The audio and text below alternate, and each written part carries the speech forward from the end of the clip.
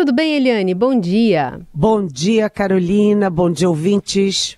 Bom, a gente viu o governo fazendo um leilão, né, para compra de arroz vindo de fora para vender aqui no Brasil com aquela etiqueta, né, com o rótulo ali que identificar que foi um arroz comprado pelo governo federal, vai ser vendido a R$4 cada quilo, mas faltam algumas informações, né? Pelo menos dúvidas foram suscitadas e o governo ainda não respondeu. Quais são elas? Pois é. Carolina, não é esquisito? O governo já vem sendo muito criticado pela importação de arroz, porque as entidades de produtores de arroz no Brasil reconhecem a importância do Rio Grande do Sul. O Rio Grande do Sul produz praticamente 70%, até mais,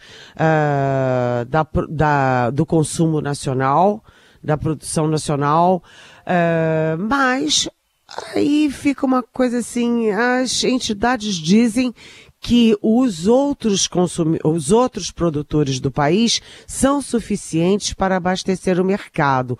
Então as entidades já ponderavam que não era preciso a importação. Aí o governo bate o martelo, decide importar.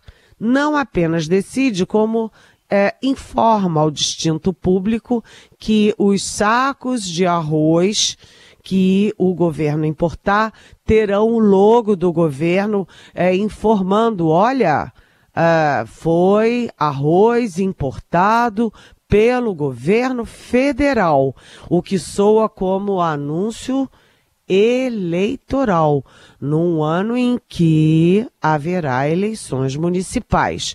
Então, ficou uma coisa muito estranha, com caráter político-eleitoral, e agora o Estadão nos informa, assim, quem foram os ganhadores do leilão para a compra, para a importação desse arroz que vai ter o logo do próprio governo. Bem, um fabricante de sorvetes, uma mercearia de bairro especializada em queijo e uma locadora de veículos estão entre os vencedores do leilão promovido pelo governo para a compra de 263 mil toneladas de arroz, né? Esse leilão, né, que foi concluído na quinta-feira, né, foi realizado pela Conab, que é a Companhia Nacional de Abastecimento. Mas vem cá, gente, eu não entendi. Se os produtores nacionais dizem que mesmo com a tragédia no Rio Grande do Sul, né, o abastecimento está garantido, né? Mesmo apesar de todas as críticas, o governo insiste em dizer fazer propaganda, usar o saco de arroz importado para fazer sua autopropaganda. E agora, peraí, o que um fabricante de sorvetes, uma mercearia de bairro, uma locadora de veículos tem a ver com importação de arroz? Então a semana começa com o governo tendo que explicar como é que foi esse leilão, por que é essa importância, por que essa referência ao governo federal nos sacos de arroz. O governo já começa a semana assim com a faca no pescoço. Muito bem, vamos seguir acompanhando essas explicações dessa semana. Outras explicações devem vir do judiciário, Eliane. Hoje o Estadão traz uma reportagem falando sobre diárias, né, de viagens dadas a membros do judiciário que moram em Brasília, mas recebem como se não morassem. Queria que você falasse um pouquinho dessa apuração aqui do Estadão.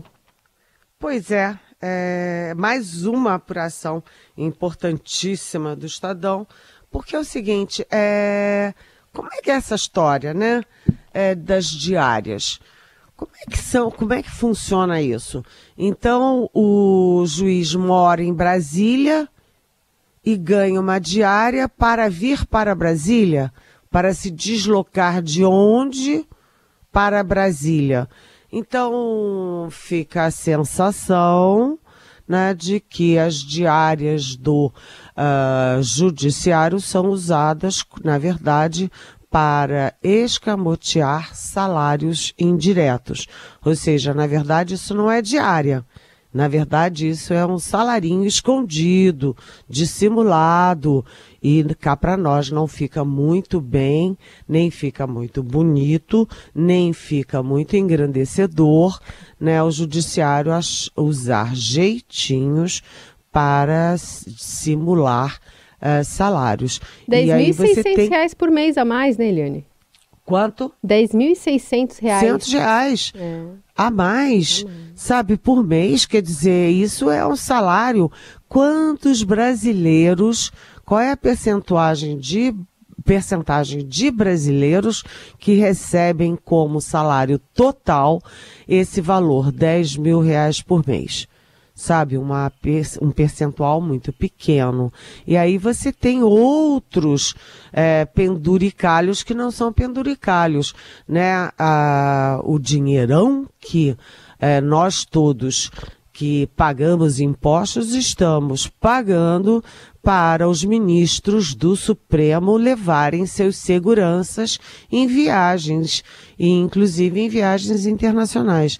Então, os ministros viajam muito, aliás, vivem em congressos na Europa, e daqui e dali, vão para os Estados Unidos, etc. E a gente tem que pagar as diárias não apenas dos ministros, mas também dos seus seguranças.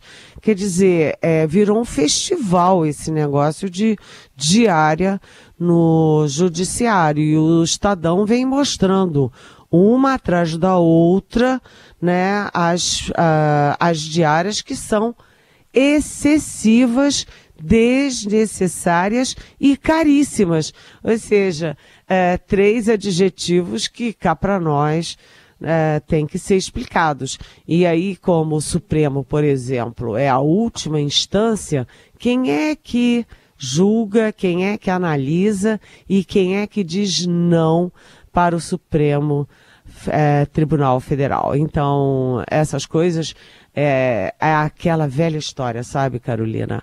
A mulher de César, além de ser honesta, ela precisa parecer honesta, porque as instituições precisam ter credibilidade, apoio popular, sabe, e dar segurança aos cidadãos e cidadãs brasileiras. Mas se o judiciário dá esse tipo de exemplo, fica todo mundo pensando, poxa, o judiciário está liberando uma farra, porque se pode no judiciário, pode no executivo e pode no legislativo, com nós outros pagando, né?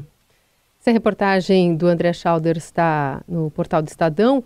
Ao Estadão, o STF disse que os juízes do Distrito Federal também merecem o pagamento de diárias por estarem atuando fora de sua jurisdição nos termos da Lei Orgânica da Magistratura, mas não indicou em que artigo isso está expresso nessa legislação. Bom, Eliane, hoje o governo tem algumas missões. A gente tem, por exemplo, o ministro Fernando Haddad retornando da viagem a Roma, volta para Brasília, tem a missão de apaziguar os ânimos do Legislativo quanto àquela medida provisória da compensação da desoneração da folha de pagamento e redução da alíquota previdenciária de municípios. Estava também dando uma olhada na agenda do presidente Lula. E tem aqui aquela questão dos reitores de universidades. Ele tem uma reunião agora de manhã com institutos federais, servidores que estão em greve há mais de 50 dias e pressionam o governo federal por aumento salarial, mudanças na progressão da carreira. E tem aquela história ainda que está vindo já de algum tempo em relação às pautas, né, que o governo está tentando aprovar, ou pelo menos essa relação com o Congresso para ajudar a ter alguns interesses mantidos por lá. O que você traz para a gente dessa semana de prospecção? Pois é, o presidente Lula abre a semana com uma reunião com os líderes do governo no Congresso, né? O deputado José Guimarães da Câmara, o senador Jacques Wagner do Senado e o senador Randolph Rodrigues, que é o líder no Congresso, e também 3 ministros que são muito importantes, né? O ministro Alexandre Padilha da Relação Institucional, ou seja, da relação com o Congresso, o ministro Fernando Haddad da Fazenda e o ministro Rui Costa, que é o chefe da Casa Civil, né? Tem muita coisa para discutir, muitas pautas impactantes, né? Por exemplo, a questão ali do Mover, que é aquele programa, aquela PEC da mobilidade urbana que foi alterada no Senado e voltou para a Câmara. Tem um projeto que está dando o que falar, que é o projeto que muda o sistema de compensação de PIS e CONFINS no preço dos combustíveis. E tem também essas questões que você falou, né? As compensações para desoneração, etc. Mas, atenção, né? Essa questão do PIS/COFINS virou um imbróglio não apenas econômico, mas político, porque o PIS/COFINS as empresas pagam e depois devolvem descontam dos seus impostos em outras áreas. E agora, pelo projeto enviado pelo governo, a compensação do PIS/COFINS só poderá ser no PIS e COFINS. E aí as empresas gritaram e o Congresso tomou as dores das empresas. Então há uma pressão enorme para que o presidente do Senado, Rodrigo Pacheco, devolva essa medida provisória para o governo. Sempre é muito, vamos dizer, sensível, né? O Congresso devolver medidas e projetos enviados pelo Executivo sem votar, mas essa é uma possibilidade. Há também a questão da greve, né? A greve dos reitores já dura 60 dias, né? A greve dos professores, né? E inclusive reitores, e já tem 90 dias, né, a greve de diversas categorias de técnicos administrativos de universidades e outras instituições de ensino superior. Então, a expectativa é de que o presidente Lula apresente digamos assim, um PAC, Programa de Aceleração do Crescimento para especificamente o ensino superior. Né? Não é possível 60 dias de greve de professores, 90 dias de funcionários e as universidades brasileiras paradas. Depois de 2 anos de pandemia, depois de toda essa confusão, o Rio Grande do Sul debaixo de água, enfim, o presidente Lula vai tentar dar um jeito, uma solução a essa crise que não diz respeito só às universidades, mas a todos nós, ao país inteiro. Muito bem. Eliane, fala um pouquinho das eleições da União Europeia, do Parlamento Europeu. O bloco de centro, formado por centro-direita, centro-esquerda e liberais, deverá manter a maior quantidade de assentos no Parlamento Europeu, segundo as projeções divulgadas até agora. Os números indicam que os grupos de ultradireita devem conquistar mais espaço, mas sem desbancar a atual maioria. Então, o Parlamento Popular Europeu, de centro-direita, deverá conquistar 189 cadeiras, 9 a mais que em 2019, e vai permanecer como o maior grupo do Legislativo. Isso causou, né, uma mudança ali nos rumos, especialmente na França, porque o presidente Emmanuel Macron, que obteve menos da metade do percentual da adversária, que a Marine Le Pen, disse que vai dissolver a Assembleia Nacional, convocar novas eleições antecipadas para o Legislativo francês, e isso muito próximo das Olimpíadas, né? Causa uma apreensão. E tem pergunta aqui do nosso ouvinte, o Sérgio Torres, lá da Bahia, nos escreve, perguntando para você: a segunda maior eleição do mundo, do Parlamento Europeu, foi uma grande vitória da direita e da extrema-direita. Na sua opinião, por qual motivo os progressistas, né, de esquerda estão perdendo?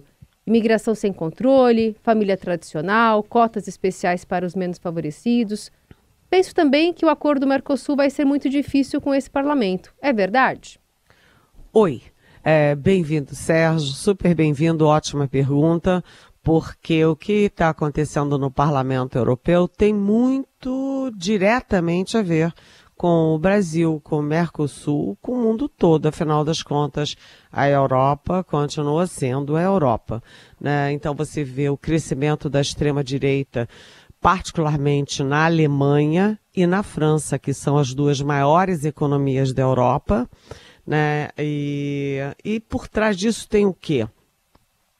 Primeiro tem tudo isso que você falou, tudo isso junto, né? A imigração, né? As elites europeias estão reagindo cada vez de mais mau humor, com mais mau humor, à migração de asiáticos, de africanos, de latino-americanos, enfim, eles estão se rebelando contra a imigração.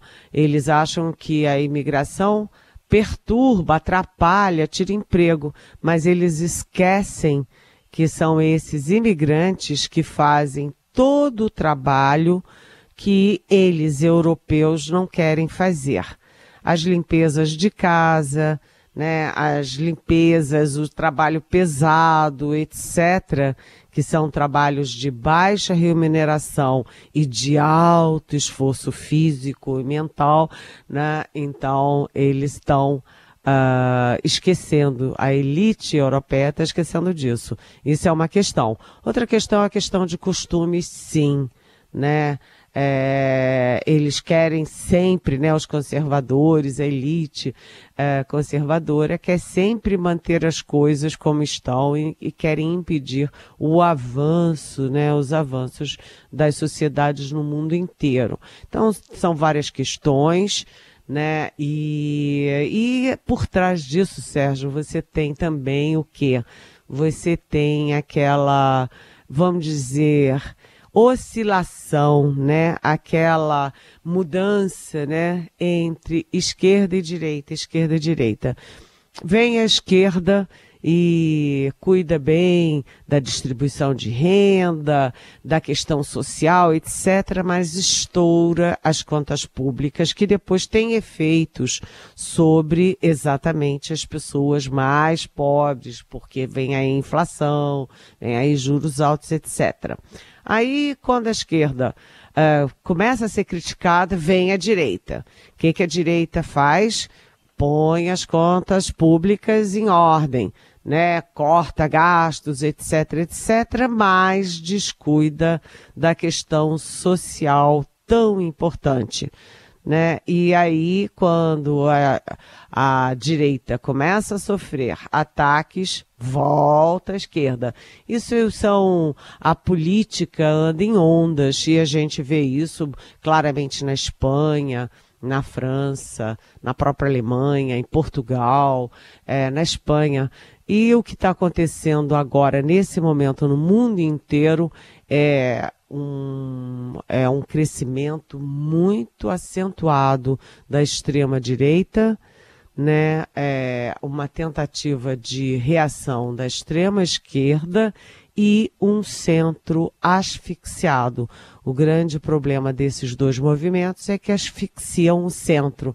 E o centro é o equilíbrio, né? A ponderação e o equilíbrio. Isso acontece não apenas na Europa, mas aqui mesmo no nosso continente. A gente está tendo a direita fortalecida, a esquerda tentando se segurar, e você vê o centro asfixiado. O exemplo é aqui no Brasil, né? Você tem o bolsonarismo de um lado, o lulismo de outro, e os partidos de centro tendo que se unir para sobreviver, né? É preocupante, muito preocupante, inclusive porque afeta quase o moribundo, né, acordo União Europeia-Mercosul, que já estava moribundo, agora deixa de ter, as chances vão só piorando, indo para o buraco. Mas eu queria lembrar que, apesar da ascensão da extrema-direita, o Parlamento Europeu continua sendo majoritariamente de centro. Aliás, como na própria Espanha, na própria Portugal. A extrema-direita cresce, mas o centro ainda está preponderando. E tem esses recortes que a gente vai começar a ver com mais aprofundamento, né, a partir de hoje, que é, por exemplo, o Chega lá do Portugal, do Partido Português Anti-Imigração, que perdeu assento no Parlamento Europeu, mas venceu entre os brasileiros que vivem lá, né, que mudaram de pátria, né, foram absorvidos de alguma forma pela nação, votam contra